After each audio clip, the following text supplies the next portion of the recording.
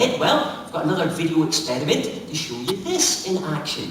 Now this time, in this one, you can see Barbara on the right-hand side there, one of my students, and she's drinking some poison. Now, it's quite a fast-acting poison, so she does start to die almost right away. Oh, don't come to me for help, cheeky. Okay, so there she goes down. So she's dying, and yes? Yes, she's dead, So let's see if she now rises back up from the dead.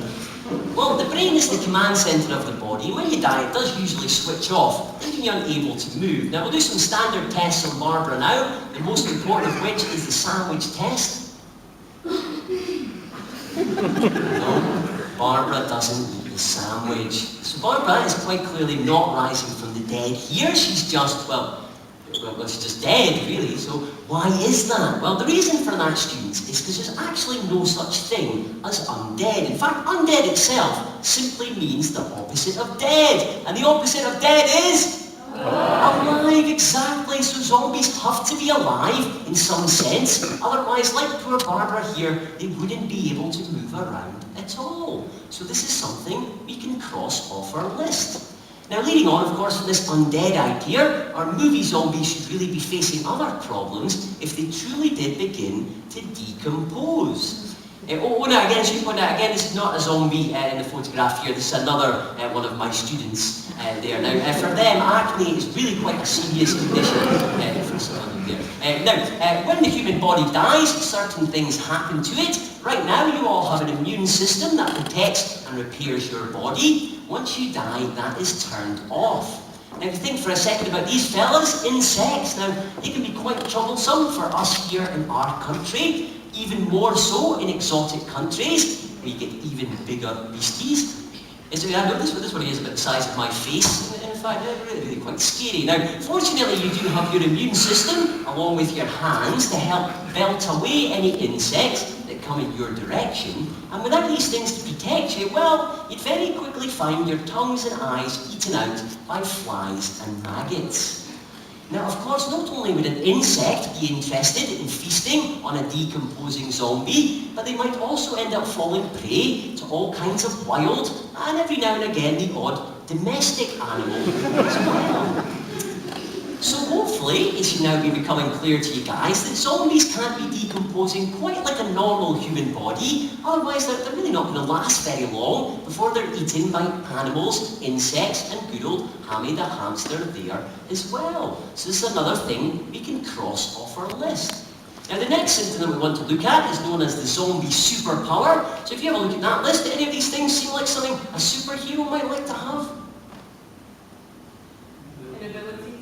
Yes, an inability to feel pain. Sounds like a pretty cool superpower, and of course Davey does a great job modelling it in the photograph there too. But actually, if a zombie couldn't feel any pain, he'd be a lot more like this fella, Mr. Burns, than he would be like a superhero, like good old Mr. Fantastic. Now, there are people in the world right now who can't feel any pain that we can use as a comparison here. Now, they're sufferers of a medical condition called congenital insensitivity to pain. Now, again, we can see this in action on the video here. Now, when you have congenital insensitivity, it means the signal of pain is not registered by your body. So no matter what happens to your body, you can't feel any pain. Now, Davey there, well, he doesn't actually have that condition. He can feel pain. Really quite well. I mean, I didn't know that until after the experiment had already begun. I mean, fortunately, it was all okay at the sort of end, and it was quite relative. Yes, I mean, the people that do actually have that condition and can't feel any pain, well, they're not really superheroes, because pain is very important for us. If you can't feel your tummy hurting, how do you know to go and see the doctor? But fortunately for us, this condition is not infectious. Now that means you can't catch it like you can a cold. You have to be born with it. So zombies can't have an inability to feel pain unless they were born with it in the first place.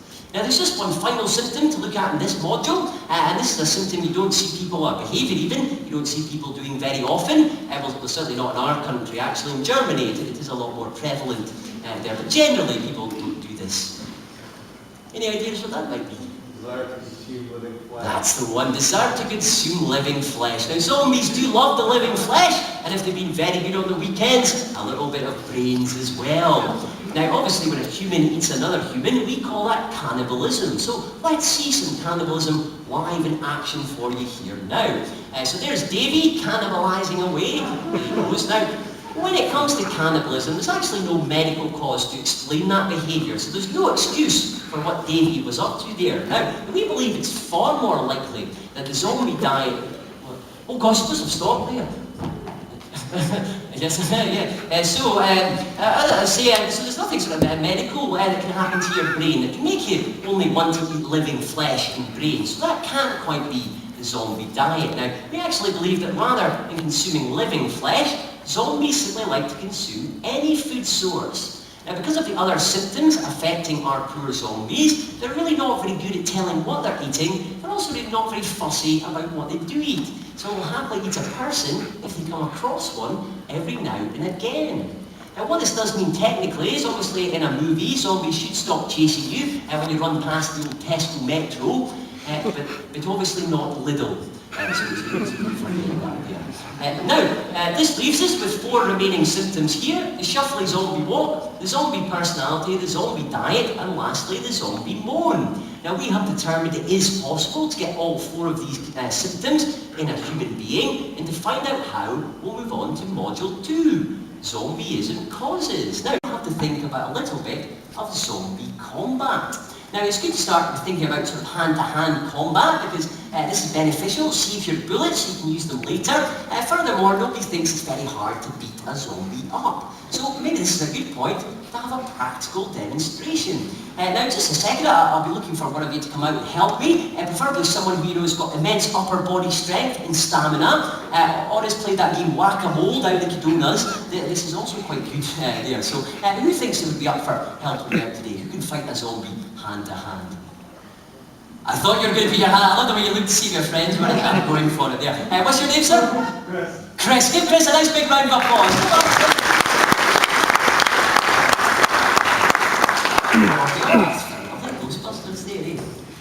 Now we'll get you the goggles on first, protect your eyes, and then next we'll get you into the hazardous materials suit. Now it's maybe good if you come down here now.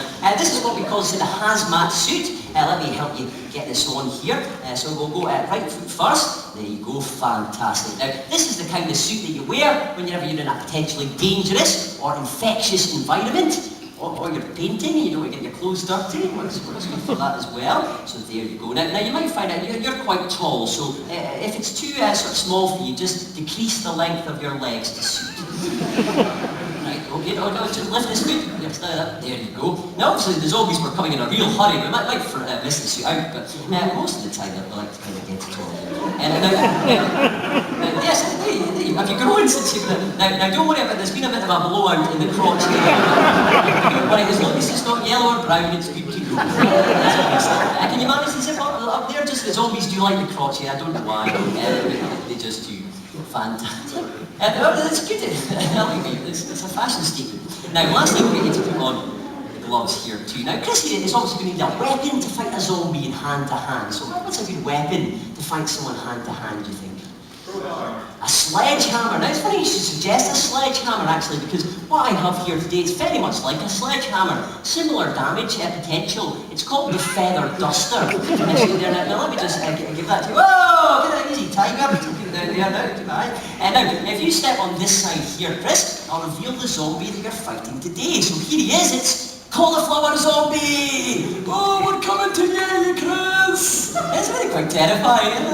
Okay, now you're going to have 20 seconds, Chris, to destroy this zombie brain using your weapon in any way you like. Now you can go on the table, you can go off the table, you can do whatever you fancy. Do you think you're up for it? You guys give him a bit of support? Hey! Okay, your 20 seconds begins in 3, 2, 1, go, go, go! Oh, I always wait for a shaggy maneuver there.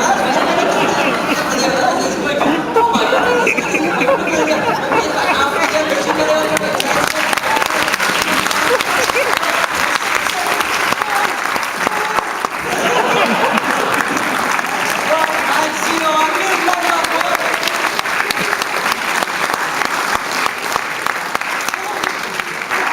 you shanked it and then you tickled it to milk it.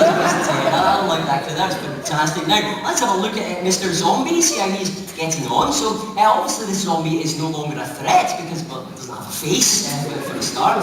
So that's a big success, saved us from the zombie. But there's maybe one slight downside to this technique, Chris. What do you think it might be? Messy, exactly. Now, he said in prion disease, the brain was very infectious, so if we touch some of this and cut on our skin, we might become a zombie. So actually, Chris, the zombie is potentially more dangerous now. It's in many pieces than when it was in one, but don't you worry, because it's actually another weapon that can help you here. It's pretty deadly too. It's just right down here. We call it the dust pan and brush. So fight that infection, fight that infection. Now, you'll be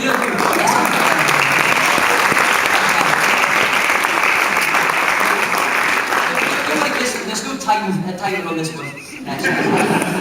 So what this indicates is that we might want to stay away from the zombie while we destroy it so we don't get covered in infectious brains. Now, how can we do that? How can we stay away from something and attack it at the same time?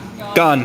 Yes, using some kind of projectile weapon. I'm amazed you stayed that long, Chris. I don't have any cupboards to stop you if you want to go. I'll take the gloves there and we'll get the suit back from you at the end. Great effort. Give him a big round of applause.